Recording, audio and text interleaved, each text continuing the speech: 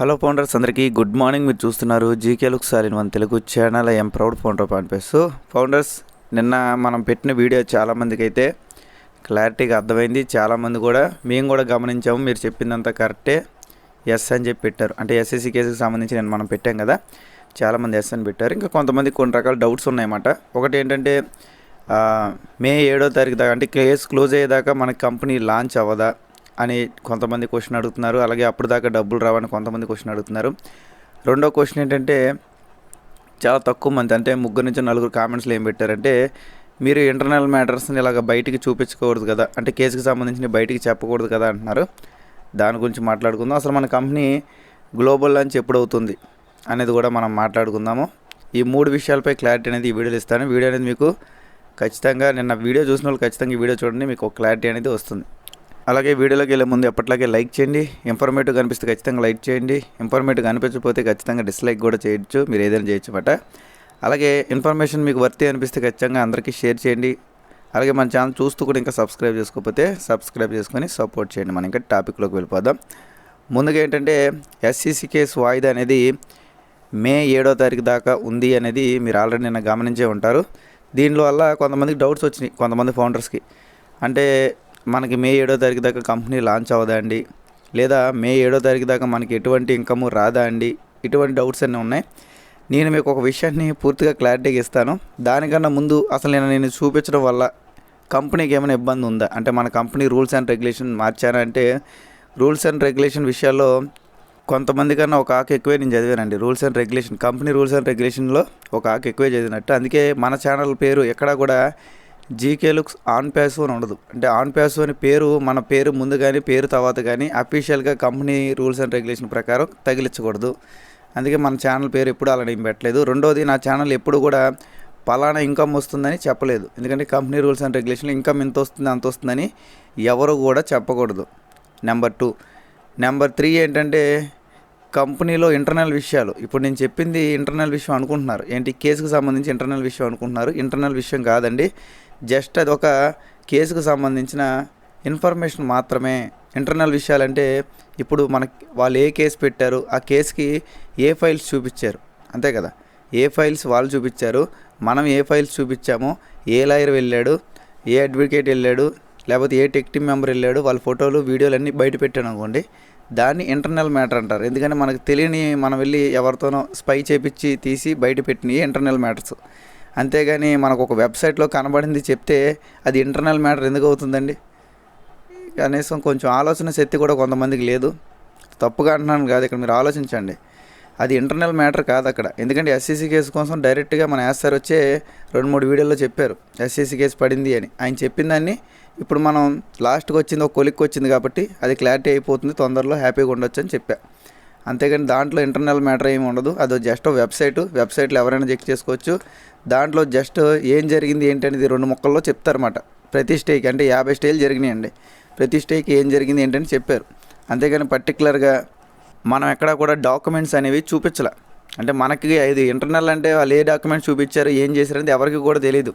వెబ్సైట్లో ఉన్నట్టు మనం చూపించాం. ఇప్పుడు ఈజీగా మనం ఎగ్జాంపుల్కి చెప్పుకోవాలంటే, ఇప్పుడు గూగుల్ మీద రీసెంట్గా కేసు పడింది, ఐటీ కేసు అంటే ఏంటి, వాళ్ళు ఐటీ ఎక్కొడుతున్నారు అన్నమాట. అంటే గవర్నమెంట్కి ఇవ్వాల్సిన సొమ్ము ఎక్కొడుతున్నారు ట్యాక్స్ రూపంలో. అప్పుడు కేసు పడింది, అది ఇంటర్నల్ ఏంటి, బయట ప్రతి న్యూస్లో వాటిలో వచ్చింది. ఇటువంటివన్నీ నార్మల్ విషయాలండి. ఇంటర్నల్గా వాళ్ళకి జరిగే గొడవలు ఇవన్నీ అవి వేరే. పబ్లిక్గా వచ్చేది పబ్లిక్గా మనం షేర్ చేసుకోవచ్చు. ఇది కంపెనీ రూల్స్ అండ్ రెగ్యులేషన్కి విరుద్ధం కాదు. రెండోది ఏంటంటే, ఎవరు కూడా ఎవరి ఐడి కూడా తీపించలేరు. నేను చాలాసార్లు చెప్పాను, ఎవరు కూడా ఎవరి ఐడి కూడా తీపించలేరు. అది అర్థం చేసుకోండి. ప్రూఫ్ ఉండాలి, ప్రూఫ్ ఉంటేనే తీపించగలరు. అంతేగాని ఆడు మంచోడు కాదు సార్, ఐడి తీసేయండి సార్ అంటే తీసేయరన్నమాట కంపెనీలో. అలాగైతే నేను కొన్ని వేల మంది ఐడీలు తీపించగలను. ఎందుకంటే ఇప్పటికీ మన యూట్యూబ్లో చాలామంది నెగిటివ్ కామెంట్స్ పెట్టారు. అలాగని చెప్పి నేను ఎప్పుడైనా బెదిరిస్తున్నానా? అలాంటిదే ఉండదండి. ప్రతిదానికి బెదిరించకూడదు. ఇక్కడ ఫౌండర్స్ మనం అందరూ ఒక ఫ్యామిలీ, అంతే. మన ఫ్యామిలీ మెంబర్స్ని మనం తిట్టుకొని అరుచుకోవడం వల్ల ఎటువంటి యూజ్ ఉండదు. కాబట్టి అర్థం చేసుకోండి. నిన్న చెప్పిన విషయం ఏదైతే ఉందో అది ఇంటర్నల్ మ్యాటర్ ఏం కాదు, అది ఎక్స్టర్నల్ మ్యాటర్. అంటే బయటకు వచ్చింది మనం చెప్పాం, లోపల ఏం జరిగింది అనేది వాళ్ళు ఏం మాట్లాడుకున్నారు ఏం మనకు తెలియదు కదా. ఓకేనా? జస్ట్ స్టే ఇచ్చింది, ఆ స్టే ఏమి ఇచ్చింది అనేది మాట్లాడుకున్నాం. మీకు అర్థమైంది అనుకుంటున్నాను. రెండోది ఏంటంటే, ఇప్పుడు దానికి మన గ్లోబల్ లాంచ్కి సంబంధం ఉంటుందంటే ఖచ్చితంగా ఉండదండి. ఎస్సీసీ కేసుకి మన ఆన్పేస్ లాంచ్కి సంబంధం ఉంటుందంటే ఉండదు. అసలు నిజంగా చెప్పాలంటే మన కంపెనీ లాంచ్ అయ్యి దాదాపు 2 సంవత్సరాల పైన అయింది. 2022 నవంబర్ 20 ఆ టైంకి మన కంపెనీ లాంచ్ అయింది. ఇక్కడ మీకు ఫోటో అందుకే పెట్టా. TV5లో నవంబర్ 26న అయితే మనకు న్యూస్ వచ్చింది. ఆన్పేసు కంపెనీ అఫీషియల్గా లాంచ్ అయింది, 3 ప్రోడక్ట్స్ కూడా తేబోతుంది అన్నట్టుగా వాళ్ళు చెప్పారు TV5 న్యూస్లో. కాబట్టి మన కంపెనీ ఎప్పుడో లాంచ్ అయింది. ప్రతిసారి గ్లోబల్ లాంచ్ అనొద్దండి. నేను ఎన్నోసార్లు చెప్పాను, ఏ కంపెనీ 100 సార్లు గ్లోబల్ లాంచ్ అవ్వదు. ఏ కంపెనీని ఒకసారి లాంచ్ అవుద్ది. ఇప్పుడు ఐఫోన్ ఉంది, ఐఫోన్ కంపెనీ ఒకసారి లాంచ్ చేశాడు. జస్ట్ అటు రెండోసారి లాంచ్ చేసేది ఏంటంటే ప్రొడక్ట్ లాంచ్ అంటారు దాన్ని. ఓకేనా, ప్రొడక్ట్ లాంచ్ అనండి, అంతేగాని అత్తమాటికి గ్లోబల్ లాంచ్ అయ్యిద్ది, గ్లోబల్ లాంచ్ అయ్యిద్ది. ఎన్నిసార్లు గ్లోబల్ లాంచ్ అయ్యిద్దండి ఒక కంపెనీ? గ్లోబల్ లాంచ్ ఆల్రెడీ 2 సంవత్సరాల ముందే అయింది మన కంపెనీ. గ్లోబల్ లాంచ్ అయింది, అఫీషియల్గా మనం ప్రోడక్ట్స్ వాడాము. ఇప్పుడు కూడా ప్రపంచంలో ఏ వ్యక్తి అయినా సరే, మీరు అందరూ ఏమనుకుంటారు, గ్లోబల్ లాంచ్ అంటే ప్రతి ఒక్క కస్టమర్ వాడతారు. ప్రజెంట్ ఇప్పుడు లాంచ్ అయింది ఏదో ఫౌండర్స్కి మాత్రం లాంచ్ అయింది, ఫౌండర్స్కి మాత్రం వెబ్సైట్ ఓపెన్ అవుద్ది, ఫౌండర్స్కి మాత్రం ప్రోడక్ట్స్ ఓపెన్ అవుతాయి అంటే రాంగ్ డిసిషన్ అది. ఓకేనా, మీరు అనుకున్న తప్పు. ఖచ్చితంగా ప్రతి ఒక్కరికి కూడా ఓపెన్ అవుద్ది, ఫౌండర్ కాకపోయినా సరే. ఇంకా మీరు ఎగ్జాంపుల్ తీసుకున్నట్టయితే దుబాయ్లో మీ ఫ్రెండ్స్ ఎవరైనా ఉన్నారేమో, ఒకసారి వాళ్ళు మీ ఫౌండర్ కాకుండా కస్టమర్ కాకుండా ఉన్నా సరే onpasu.com ఓపెన్ చేయమనండి, వాళ్ళకి కూడా ఓపెన్ అయ్యిద్ది. మరి వాళ్ళకి ఎందుకు ఓపెన్ అయ్యిద్ది? గ్లోబల్ లాంచ్ అవ్వకపోతే ఓపెన్ అవ్వకూడదు కదా. ఓకేనా, కాబట్టి గ్లోబల్ లాంచ్ కంపెనీ ఎప్పుడు అయిందండి? 2 సంవత్సరాల క్రితమే అయింది. గ్లోబల్ లాంచ్ అయితే అయిపోయింది. మనకి ఇప్పుడు రావాల్సింది ప్రొడక్ట్ లాంచ్. ఆ ప్రొడక్ట్ లాంచ్లో అప్డేషన్ జరుగుతుంది అంతే.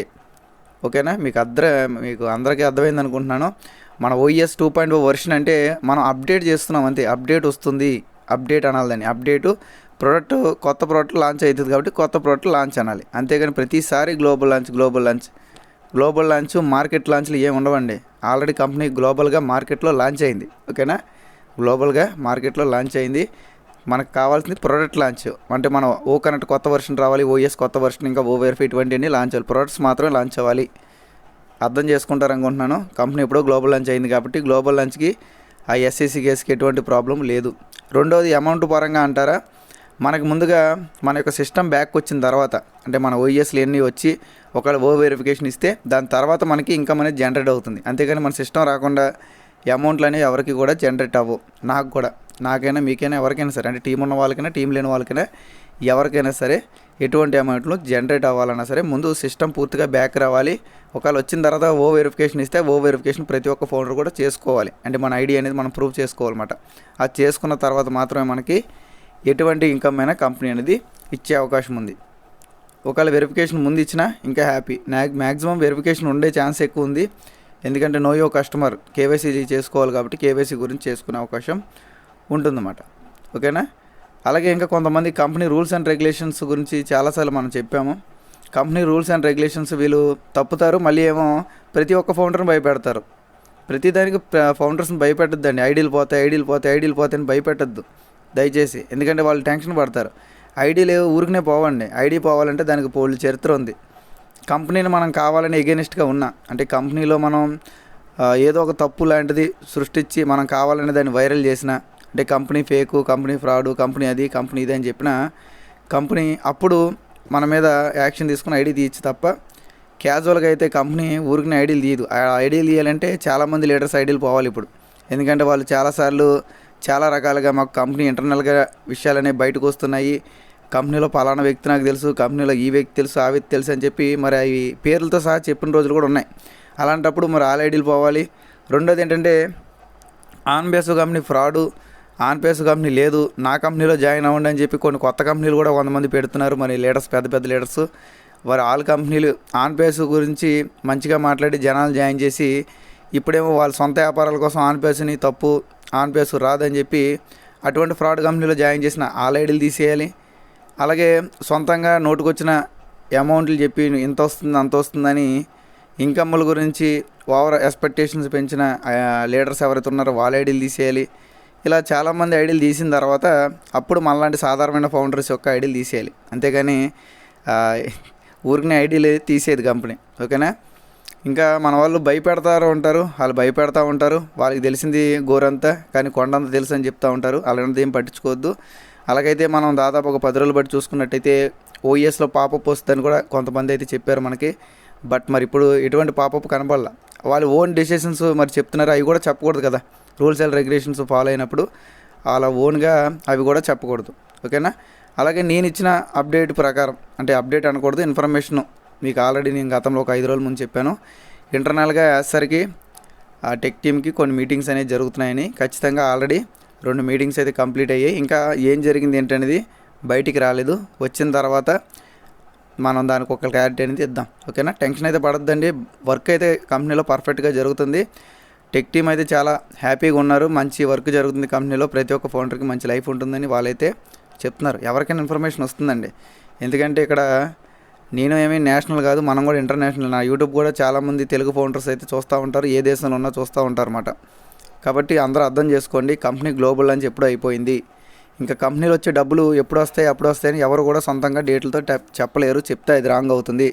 వాళ్ళు అప్పుడు company rules and regulation follow అవ్వనట్టు కాదు. అంటే సొంతంగా డబ్బులు ఎంత వస్తాయని చెప్పడం, ఈ రోజు గల వస్తుందని చెప్పడం, కంపెనీ రూల్స్ అండ్ రెగ్యులేషన్ వాళ్ళు ఫాలో అవ్వనట్టు కాదు. అలాగే ప్రజెంట్ ఇప్పుడు మనం ఎన్డీఏలో ఏం రాసామని చదువుకుందామన్నా సరే ఎన్డీఏ లేదు అక్కడ అగ్రిమెంట్. అసలు ఏముంది చదువుకోవడానికి కూడా లేదు ఎన్డీఏ. ఓకేనా, కాబట్టి టెన్షన్ పడాల్సిన అవసరం లేదు. కంపెనీలో ప్రతి ఒక్కటి కూడా పీస్ఫుల్గా జరుగుతుంది, ఎటువంటి ప్రాబ్లం లేదు. కంపెనీ ఎప్పుడో గ్లోబల్ లాంచ్ అయింది. అలాగే ఎంతవరకు కంపెనీ రూల్స్ అండ్ రెగ్యులేషన్ చూపించాలో అంతవరకు మాత్రం నేను చూపిస్తున్నాను. అంతకు మించి నేను ఎప్పుడు కూడా చూపించను, నాకు అన్నీ కూడా తెలుసు. ఓకేనా, కాబట్టి ఎవరు టెన్షన్ పడాల్సిన అవసరం లేదు. జీకే గారు అనవసరంగా చూపించారేమో, ఐడి పోతుందేమో, ఇలాంటివి ఏం లేదండి. ఎవరు కూడా ఎవరి ఐడిని కూడా తీపించలేరు. ఒకవేళ మన ఐడి ఎవరైనా తీపించగలిగితే అప్పుడు వాళ్ళ ఐడీలు ఎలా తీపించాలో కూడా మనకు తెలుసు. ఓకేనా, ఎందుకంటే మనం కూడా ఒక ఎక్కువ చదివాం కదా ఆన్ పేర్స్ రూల్స్లో. Thank you. మీరు అందరూ టెన్షన్ పడాల్సిన అవసరం లేదు, ప్రశాంతంగా ఉండండి. ప్రతి ఒక్కరు కూడా ఆన్ ట్రాక్లో ఉంది. అలాగే ఇక్కడ మనం ఒక సామెతని చెప్పుకొని వీడియో ఎండ్ చేసేద్దాం. మీతో అవసరం ఉన్నప్పుడు నీ స్థాయిని పెంచుతూ మాట్లాడేవాళ్ళు, అలాగే మీతో అవసరం తీరిపోగానే మీ స్థాయి గురించి ఆరా తీసే వాళ్ళ గురించి మనం ఎప్పుడు కూడా పట్టించుకోకూడదు. నాకు చాలామంది తగిలేరు మన ఆన్ పేసులో. అవసరం ఉన్నప్పుడేమో అన్న అంటారు, అవసరం లేనప్పుడు ఎవడరా నువ్వు అంటారన్నమాట. ఇలాంటి వాళ్ళు చాలామంది ఉన్నారండి. అందుకే నేను పొగిడిన వాళ్ళని చూసి మురిసిపోను, తిట్టిన వాళ్ళని చూసి జడిసిపోను అనమాట. ఓకేనా, థ్యాంక్ యూ. వీడియోలో ఎంత ఉంది, వీడియో నచ్చినట్లయితే లైక్ చేయండి, ఇన్ఫర్మేటివ్గా తప్పకుండా షేర్ చేయండి. అలాగే మన ఛానల్ చూస్తూ కూడా ఇంకా సబ్స్క్రైబ్ చేసుకోకపోతే సబ్స్క్రైబ్ చేసుకోండి. అలాగే హెల్త్కి సంబంధించిన ఏమైనా మీకు ఉండాలి అనుకుంటే, హెల్త్ పరంగా మీరు గ్రో అవ్వాలంటే దానికి సంబంధించిన వాట్సాప్ గ్రూప్స్ కింద ఉన్నాయి. ఇంట్రెస్ట్ ఉన్న వాళ్ళు మాత్రమే జాయిన్ అవ్వగలరు. Thank you.